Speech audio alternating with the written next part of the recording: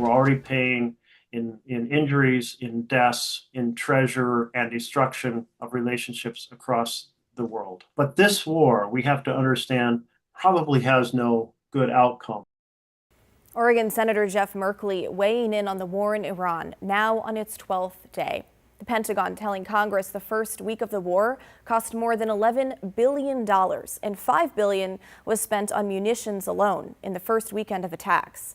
Today, U.S. officials say more than a dozen Iranian vessels were destroyed as they tried to put mines in the water near the critical Strait of Hormuz, where often 20% of the world's oil passes through. Today, Iran targeting a cargo ship from Thailand near the strait, causing a fire on board, while also targeting Dubai's airport with drones. In an interview today, President Trump telling Axios there's, quote, practically nothing left to target in Iran, and, quote, anytime I want it to end, it will end. The war is going great. Later in the day today, the president was again asked about the timeline of what he's calling an excursion. Listen. You just said it is a little excursion, and you said it is a war. So which one is it? Well, it's both. It's both. It's an excursion that will keep us out of a war, and the war is going to be. I mean, for them it's a war. For us, it's turned out to be easier than we thought. The 60-day clock is running, after which Trump, by law, must come and get an authorization for the use of military force. I think the goal of the administration is to wrap up this war before then. And even if it means just going, hey, we destroyed your country, we reduced it as close as we could get to the Stone Age, and we're walking away, and that's your problem, which leaves a festering, failed state where a lot of bad can happen.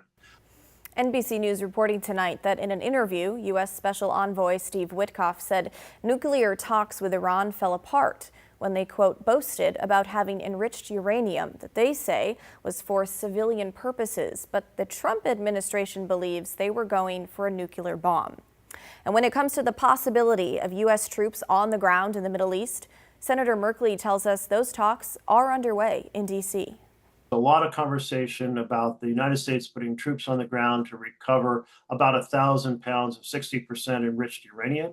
There's also a lot of discussion of putting troops on the ground to seize Karg Island, which is where the bulk of the Iranian oil is exported through, essentially to put a chokehold on the economy of the country. The country's already suffering. Realize we've killed a lot of civilians in these assaults. The war has killed more than 1,300 people in Iran. In nearby Lebanon, more than 600, including the nearly 100 children. Israel reporting a dozen deaths, and 7 U.S. soldiers have died. And when it comes to oil, gas, and global prices on the rise, due to the situation of the Strait of Hormuz, President Trump says he will tap the nation's strategic petroleum reserve to try and bring prices down. Now, this comes as the International Energy Agency said today that it will release the largest amount of emergency oil reserves in its history, about 400 million barrels of oil.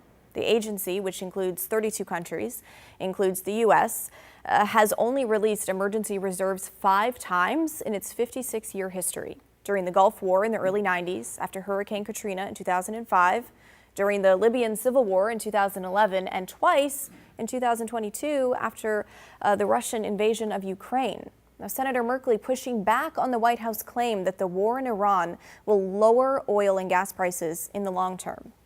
There's nothing about this that will lower gas prices. The war can only raise prices.